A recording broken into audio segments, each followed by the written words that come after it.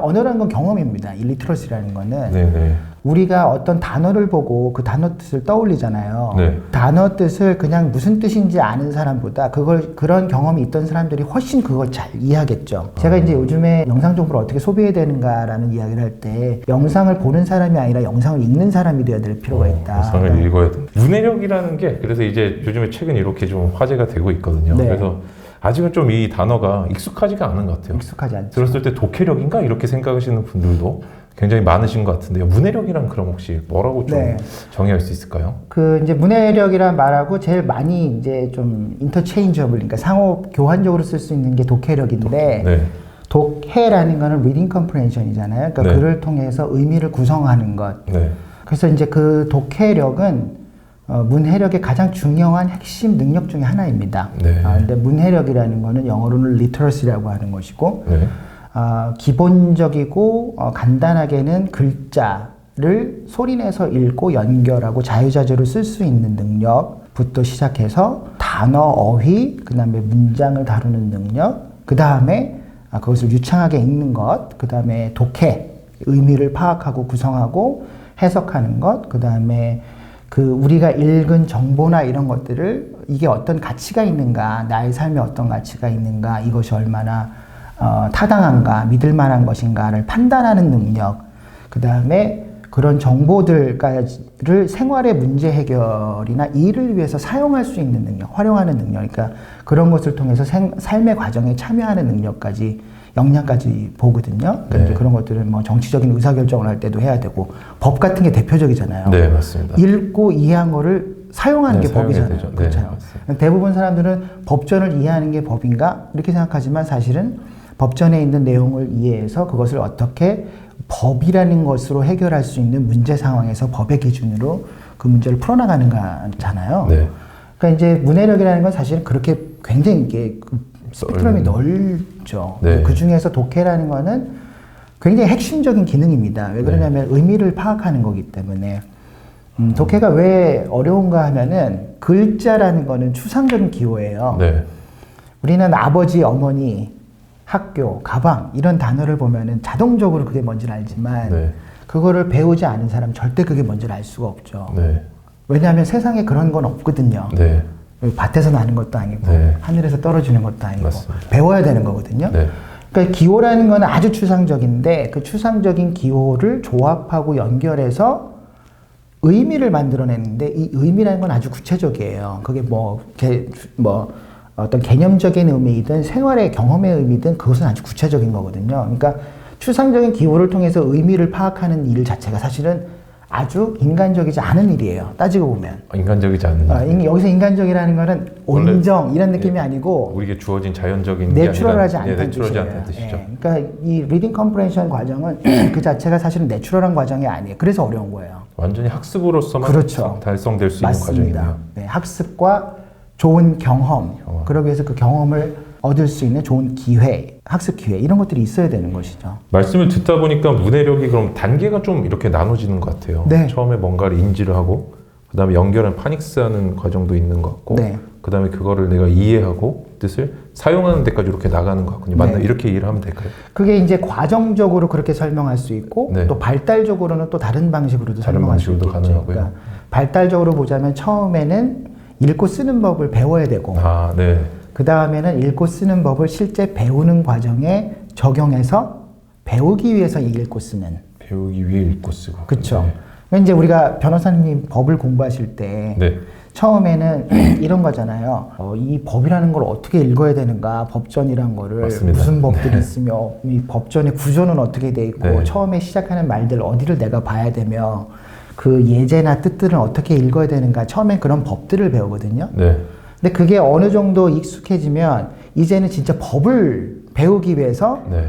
내가 알고 있던 방법들을 막 쓰게 되는 거죠.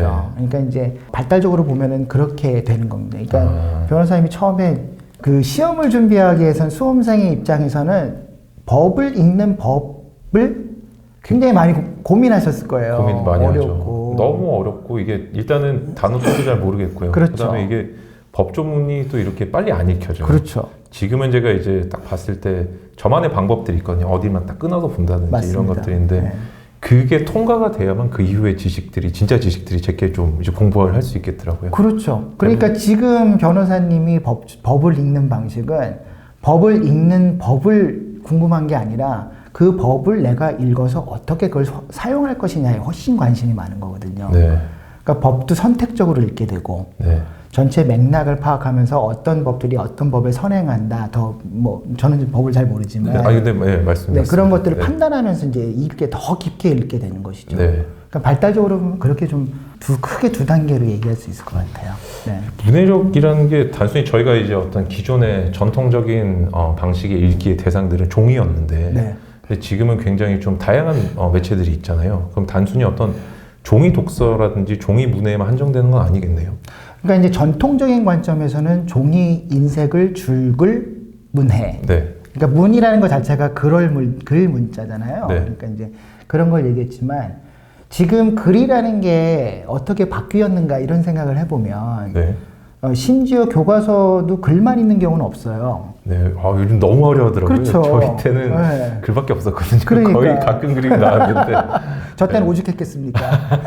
그러니까 지금 글은 글만 있는 경우가 없기 때문에 네. 거기에 사진도 있고 사파도 있고 네. 통계 자료, 그래프 같은 것도 있고요. 네.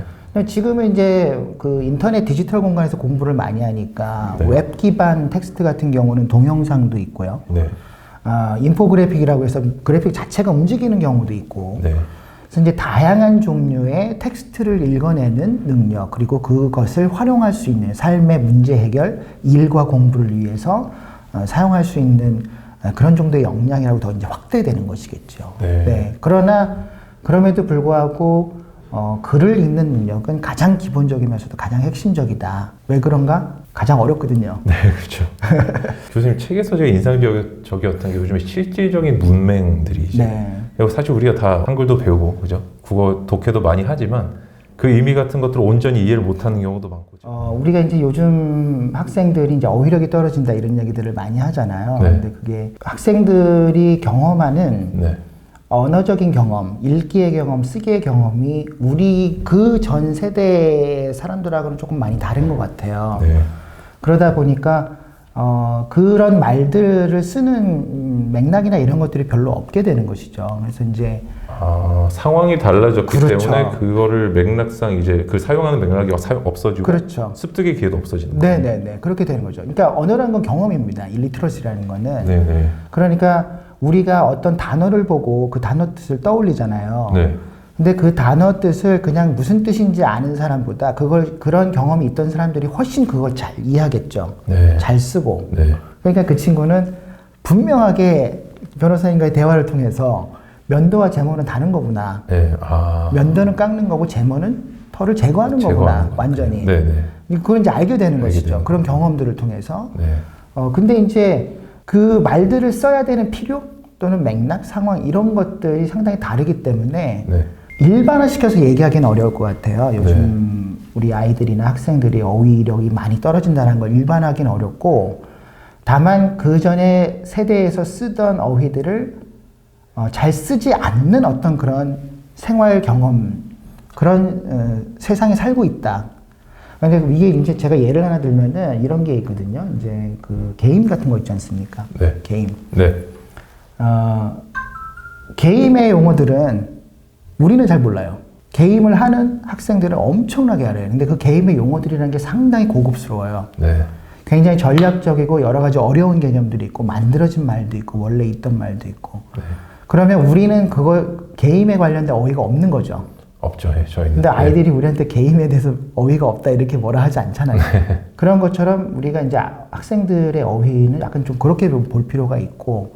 근데 그럼에도 불구하고 왜 우리가 이제 이제 학생들의 어휘력이나 이런 것들 좀 고민하냐면은 학교는 잘 바뀌지 않는 공간이잖아요. 네. 굉장히 전통적인 그렇죠. 공간이죠. 학교의 교과서나 학교에서 배우는 것들, 그 다음에 시험에서 요구하는 것들은 잘 바뀌지 않기 때문에 우리 사회에선 이제 학교라는 곳을 경험하고 통과하고 시험이라는 것을 보면서 그 다음 단계로 나아가기 위해서는 거기서 요구하는 것들이 이제 필요한 것이겠죠. 그러니까 요즘 그 학생들이 공부하기가 사실 더 어려운 거예요. 우리는 네. 그런 말들을 쓰면서 시험을 보고 공부했지만 요즘 학생들은 그런 말들을 쓰지 않는데 그걸 알아서 공부를 해야 되니까. 습득의 기회 자체가 없어졌는데 그러면은 그렇죠. 저는 조금 한편으로는 제가 느낌이 드는 거는 그러려면 내가 뭔가를 배우고 싶다면 간접적으로라도 그런 경험의 어떤 기회를 많이 만드는 게 좋겠네요. 그렇죠. 그래서 그 간접 경험을 할 수 있는 가장 좋은 게 읽기죠. 모든 경험을 다 직접 해볼 수는 없잖아요. 네. 변호사님도 모든 걸 경험할 수는 할 수 없잖아요. 없죠. 저희도 법학은 다 간접적인 어떤 사례집 이런 걸 통해서 공부를 하고 그러니까. 판례집이라든지. 그래서 읽는 게 중요한 것 같아요. 아, 여러 가지 경험들, 그것을 특별히 언어적인 경험을 통해서 얻고 그것을 내가 직접 의미를 생각하면서 파악하면서 모르는 것들은 찾아가면서 그 다음에 앞에서 잘 이해가 안 됐는데 뒤에서 읽는 것을 봤다. 앞에서 얘기했던 게 이런 건가? 라고 생각하면서 다시 돌아가서 읽고 이제 그런 것들을 통해서 이제 이런 문해력이나 전반적인 어휘력, 읽는 능력들이 좀 길러지지 않을까 그런 생각이 듭니다. 제가 여기서 궁금한 거는 요즘에 어떤 영상 매체라든지 이런 것들이 굉장히 다양한데 여전히 읽는 것이 중요할까요? 중요한가요?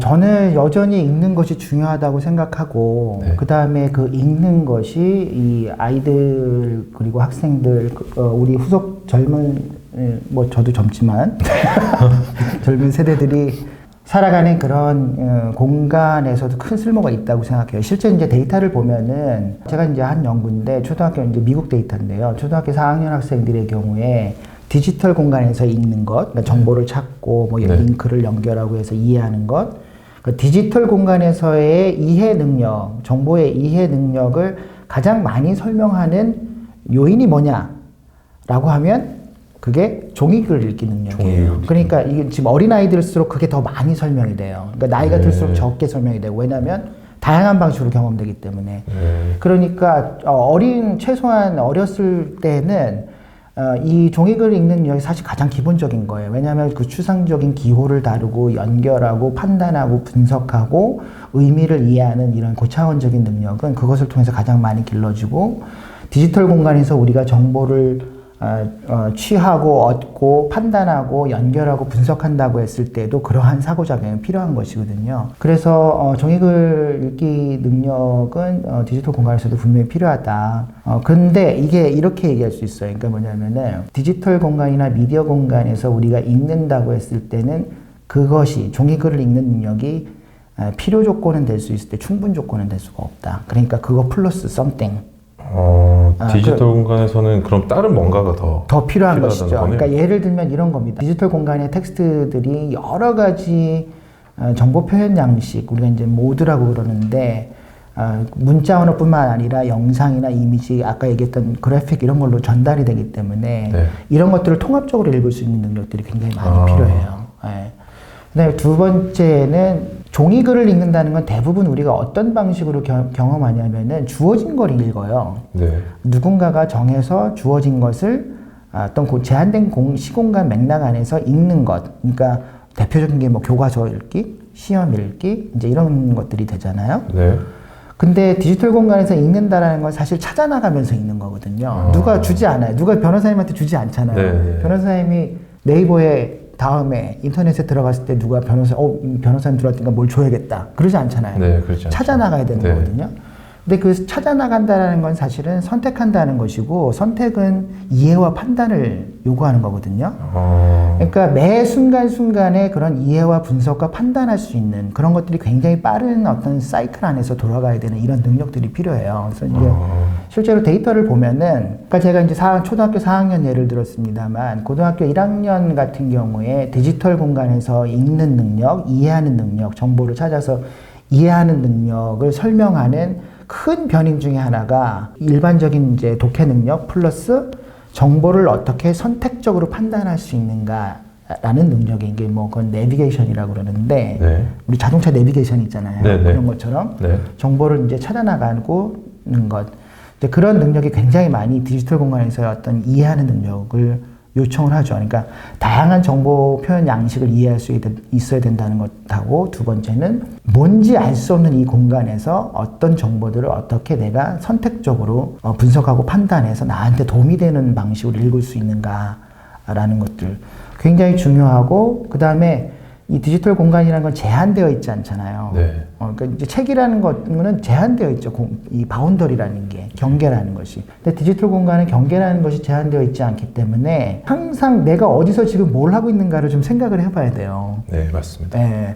이제 그 뭐 요즘에 메타인지 이런 얘기 네. 하잖아요. 내가 뭐를 알고 있는지 알지 못하는지, 내가 무엇을 하고 잘하고 있는지 잘 못하고 있는지, 내가 잘 이해하고 있는지 잘 이해하고 있지 못한지, 내가 지금 무엇이 필요한지, 뭘 더 찾아야 되는지, 뭘 더 알아야 되는지, 그러니까 이런 것들 좀 질문할 수 있는 그런 능력들이 많이 필요하죠. 그래서 훨씬 글을 읽는 게 도전적이 된 것 같아요. 지금 세상이 예전보다. 참 이게 이제 방금 말씀하신 것처럼 인터넷 세상이 요즘 서구에서는 인피니티 풀이라고 불러가지고 빠져들면 이제 자기가 어디 있는지도 모르는 무한대 어떤 수영장 같은 네. 그렇게 이제 생각인데 굉장히 저는 딱 말씀하실 때 그게 딱 떠올랐어요. 네. 여전히 읽기가 중요한 이유는 영상, 음성, 사진들이 있지만 그게 정말 기초적인 어떤 우리가 주어진 정보를 가장 처리하는 법을 배울 수 있는 좋은 도구겠네요. 그렇죠. 활자를 통해서 하는 그리고 것들이 깊게 이해하는 깊게 방법. 이해할 수 있고요. 네. 그리고 우리가 결국에 또 인터넷 세상으로 들어갔을 때 선택 판단을 해야 되는데 네.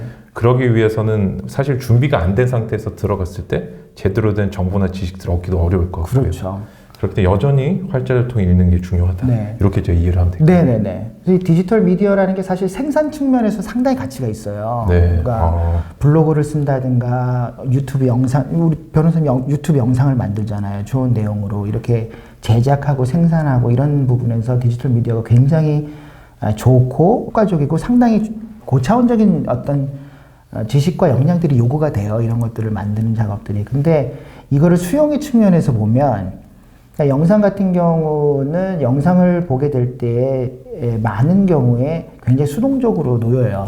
네. 입장이. 왜 그러냐면은 시지각 그러니까 이제 영상이라는 정보는 우리 눈에 그냥 들어오잖아요. 네. 내가 보고만 있으면 들어오잖아요. 네. 그리고 거의 자동적으로 처리하기 때문에. 네. 근데 글을 잘 읽는 사람의 특징은 뭐냐면은 빨리 읽어야 될 거와 천천히 읽어야 될 때를 알아요. 그거를 판단할 수가 있어요. 네. 글의 흐름을 봤을 때 어떤 부분에서 어려움이 나왔을 때 여기서 좀 더 천천히 노력을 들여서 주의를 들여서 읽어야 되고 어느 부분에서는 이 부분은 내가 이해하고 있는 부분이기 때문에 빨리 넘어가고 이런 것들을 조절할 수 있는 능력들이 있거든요.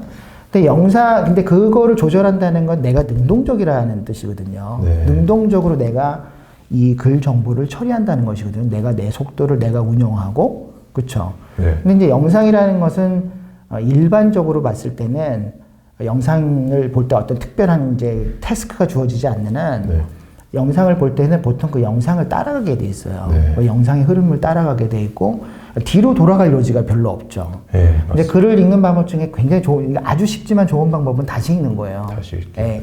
이해가 안 된 부분은 다시 돌아가서 읽는 게 네. 상당히 중요한데 영상에서는 뭐 돌려볼 수도 있지만 귀찮아서 잘 다시 안 누르죠. 그렇죠. 네. 대부분은 그냥 따라간다고요, 이렇게. 네. 그러니까 기본적으로 정보를 취하는 사람의 포지션, 그러니까 입장이라는 게 수동적으로 처해 있습니다. 그러니까 제가 이제 요즘에 이제 영상에 대해서 영상 정보를 어떻게 소비해야 되는가라는 이야기를 할 때 영상을 보는 사람이 아니라 영상을 읽는 사람이 되어야 될 필요가 있다. 영상을 읽어야 된다. 그렇죠. 네. 그러니까 뭐 모든 걸 그렇게 심각하게 볼 필요는 없지만 네. 어떤 영상에서 우리가 뭔가를 판단하고 취해야 되고 결정해야 된다면 그것을 조금 깊게 생각하면서 이제 볼 필요가 있다는 것이죠. 네. 제가 말씀 듣다 보니까 구독자분들한테 좋은 게 아니라 저한테 너무 좋은 것 같아요. 궁금한 게 너무 해결이 많이 되는데 왜냐면 제가 사실 네. 방금도 제가 뭔가 이렇게 딱 와닿았던 게 글자를 읽을 때는 우리가 이제 뭔가를 읽고 머릿속에 있는 이미지랑 연결을 시키는 노력이 필요하잖아요. 이 과정에서 어떤 많은 에너지랑 노력이 소비되면서 그렇죠. 지식이 정착되는 것 같은데 네. 영상은 이걸 저한테 딱 바로 꽂아주잖아요. 그렇죠. 뭔가 따로 내가 노력을 하지 않게 네. 되고 그만큼 또 쉽게 날아가는 거. 네. 제가 이제 또 법학 같은 거를 사람들한테 어떻게 좀 쉽게 가르칠지 생각을 많이 해보는데 저도 이제 다시 제가 옛날 1학년 때로 돌아갔다고 생각하고 책을 읽어보면 어디는 공을 들여서 읽고 어디는 빨리 넘어가야 돼 이제는 보이거든요. 근데 다시 그때로 돌아가면 안 보여요. 그래서 저는 그때랑 저의 차이점은 어디를 천천히 읽을지 아는 능력이 생겼구나 정도인데 그걸 말씀을 이렇게 하셔서 네. 내가 제대로 이걸 깨닫게 됐고 깜짝 놀랐어요. 그렇죠. 그게 이제 변호사님이 메타인지가 생긴 거예요. 생긴 적어도 거네요. 법을 읽을 때는 네. 왜냐하면은 어느 정도의 내용 지식이 쌓이고 네. 그다음에 언어적 지식도 있고 네. 여러 가지 경험들이 있기 때문에 네. 자기가 법 접전을 읽을 때에 내가 어떻게 읽어야 되는지 어떤 어려움들이 있을 것인지에 대해서 명민하게 이렇게 대처할 수가 있는 것이죠. 그리고 네. 어려움들을 잘 판단하고 네. 글 읽기에 어려움을 느끼는 사람들은 사실 자기가 글을 읽는 게 어렵거나 고통스럽다는 생각조차를 못해요. 아, 그래요?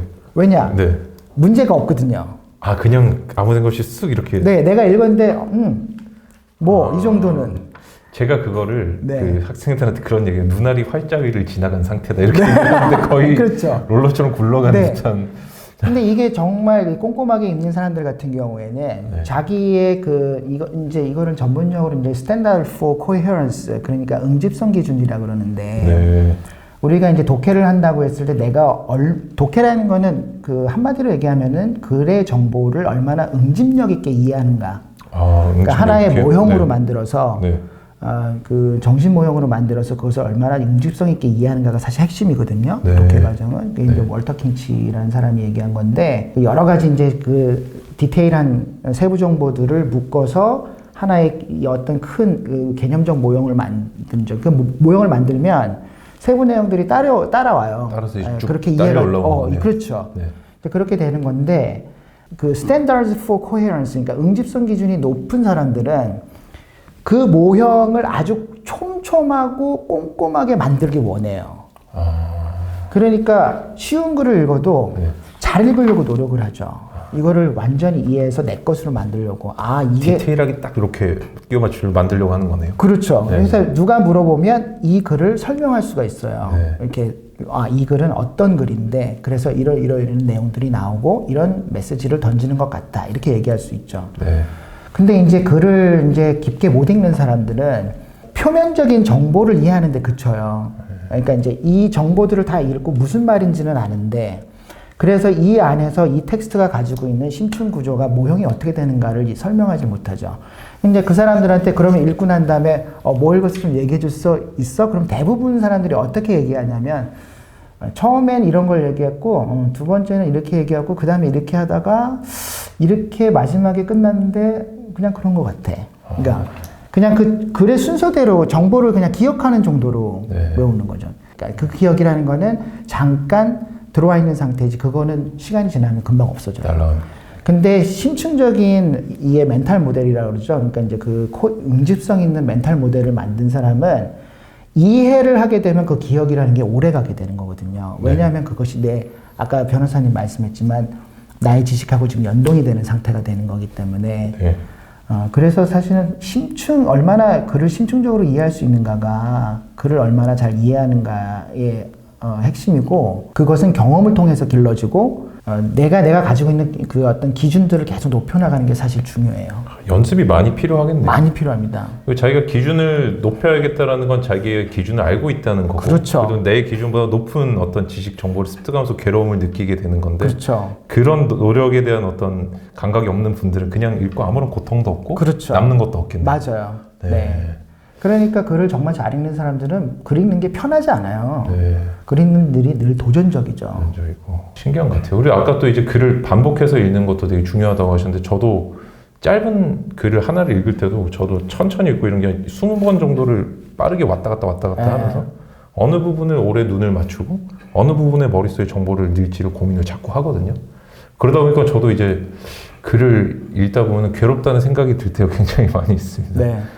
그러니까 그게 이제 변호사님이 뭘 하는 거냐면은 그 짧은 글을 읽더라도 이것을 내가 한마디로 얘기할 수 있는 의미의 모형을 만들기 위해서 어떤 정보에 내가 더 주의를 집중해야 되는가를 계속 생각하는 거예요. 그리고 어떻게 연결할까. 그래서 그게 이제 이해가 모형이 만들어졌다 싶으면은 거기서 이제 읽기를 그치는 거죠. 아까 처음에 말씀하셨던 그 서두에서 문해력의 어떤 구성 요소 중에 하나로 말을 하자면 사용할 수 있는 상태로 만드는 거네요. 그렇죠. 그게 지식을 그렇게 모형이 만들어져야 사용할 수 있게 되는 거예요. 사용할 수 있게 되는 거고. 네, 그렇지 않으면 사용할 수가 없어요. 그냥 낮게의 정보들로 그냥 기억으로 있는 거지. 네. 그것이 어떤 하나의 의미가 되지 않는 거죠.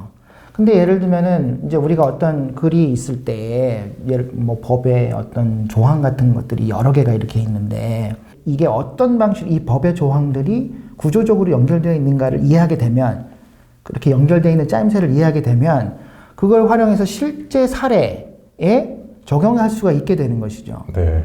근데 그냥 법의 조항만 따로따로 알고 있어서는 절대 그렇게 못해요. 될 수 없죠. 네. 제가 평소에 또 이제 제 채널 오시는 분들한테 저는 사실 뭐 문해력에 있는 전문가도 아니고 그렇지만 제가 나름의 어떤 습관은 자꾸 요약하는 어떤 습관을 가지고 있거든요. 저 사람이 말을 하는 게 도대체 뭘까? 제가 어차피 머릿속에 남길 수 있는 지식들이 많지가 않기 때문에 한정돼 있기 때문에 요약하고 또 그걸 반드시 말로 표현해 보라고 자꾸 하고 있어요. 저희 모임에서도 하고 있고. 그래서 저는 그게 이게 사용을 제가 하려는 습관을 가지고 있구나 하는 생각이 좀 드는데 맞나요? 아주 좋은 태도라고 볼 수가 있어요. 그러니까 네. 이제 요약하려고 하는 네. 것은 뭐냐면은 내가 어떤 메시지나 정보나 이런 것들을 글로벌한 수준에서 이해하려고 노력을 하는 거거든요. 그러니까 큰 틀이 이해가 되면은 세부 정보는 그냥 그 안에서 들어와서 설명이 되는 거거든요. 네네. 그 큰 틀을 이해하려고 노력하는 거고, 그거를 말로 표현하거나 또는 글로 간단하게 적어보는 거는 너무너무 좋은. 그러니까 우리가 글 읽는 법을 배우는 정말 좋은 방법이 읽은 거를 말로 해보고 써보는 거거든요. 그래서 제가 제 책에서 대화가 왜 중요한가 그런 얘기를 많이 하거든요. 네, 맞아요. 네. 그러니까 대화를 하게 되면 네. 내가 읽거나 들어서 얻은 정보, 나한테 들어와 있는 정보를 대화를 할 때에 내가 그것을 트랜스폼해요. 네. 재구성을 하면서 얘기를 하게 돼요. 나의 지식 형태로 그렇죠. 재구성하게 되고. 그렇게 얘기를 하게 되면 그게 내 것이 되는 겁니다. 네. 제가 교수님 말씀드린 거 너무 좋아요. 지금 막 제가 평소에 가설적으로 얘기했던 것들을 이런 의미 근거들이 있었구나. 네. 제가 그 같은 동기 변호사님 중에 천재 변호사님이 한 분 있어요. 책에 줄을 하나도 안 긋고 다 외우는 거예요. 오. 저희 고시생들은 보면 책이 형형색색이거든요. 근데 제가 그래서 이제 처음에 이제 시험 기간에 책을 한번 빌려달라고 해서 받아봤는데 제가 공부를 잘하니까 비법을 훔치려고 하얀 책을 빌려줘서 제가 큰 배신감을 느꼈거든요. 나중에 이제 제가 연수원 수료하고 10년쯤 지나서 물어보니까 자기는 공부를 하고 나서 항상 말로 이거를 말로 얘기하는 습관이 있대요. 근데 누구랑 대화를 할 수 없기 때문에 혼잣말을 한대요. 그렇기 때문에 자기는 방에서만 공부를 한다 그렇죠. 그러더라고요. 근데 그게 그래서 그런 엄청난 효과가 있고 저도 그래서 따라서 해보고 하는데 네. 굉장히 효과를 많이 얻었는데 그런 저의 지식으로 재구성해서 그렇죠. 계속 이렇게 표현해본 게 큰 도움이 되네요. 그렇죠. 그래서 in your own words, 너 말로 해봐라. 이게 굉장히 중요해요. 네. 그것은 독자가 그 전까지는 정보를 습득하는, 그러니까 얻는 사람이었다면 말을 하고 대화를 하고 뭔가를 쓰는 순간 텍스트를 만들어내는 사람이 되잖아요. 네. 그러니까 소비자에서 생산자가 생산자가 되잖아요. 됐는데 아주 중요한 정체성의 변화거든요. 네. 굉장히 능동적으로 읽는 활동, 쓰는 활동, 리터러시 활동에 참여하게 되는 것입니다. 이렇게 보니까 영상 매체의 단점도 잘 보이네요. 거기는 생산자에서 소비자로 많이 밀어붙이는 구조이기 그렇죠. 때문에 대부분의 사람들이 유튜브 사람들이 환경에서는 소비자의 위치에 계속 있어요. 때문에 그 정보의 어떤 편의성은 높지만 습득할 때 네. 근데 효용성 굉장히 떨어지겠네요. 네. 내 거 되는 확률은. 그렇죠. 그러니까 이제 우리가 영상 같은 거, 물론 이제 굉장히 좋은 영상들이 많죠. 우리 이걸 포함해서 네. 유익하고 좋은 영상들이 많은데, 그러니까 이제 그거는 영상의 퀄리티나 이런 걸 떠나서, 그러니까 내용이 얼마나 좋은가 이런 걸 떠나서 우리가 이제 영상을 20분, 15분짜리를 보게 되면 처음에는 이걸 내가 이해했구나 이런 생각이 들어요. 근데 그게 그 사후에 어떤 일, 그러니까 그걸 갖고 이야기를 한다든가 한 번 더 생각해 본다든가 정리해 본다든가 이런 것들이 없으면 금방 좀 없어져요. 그러니까 중요한 몇 개의 메시지나 몇 개의 어떤 거기서 나왔던 중요한 커멘트들이나 이런 건 기억에 남을 수 있지만 전체적으로 그것을 우리가 배운다라는 관점에서 생각해 보면은 깊게 남기는 좀 어렵죠.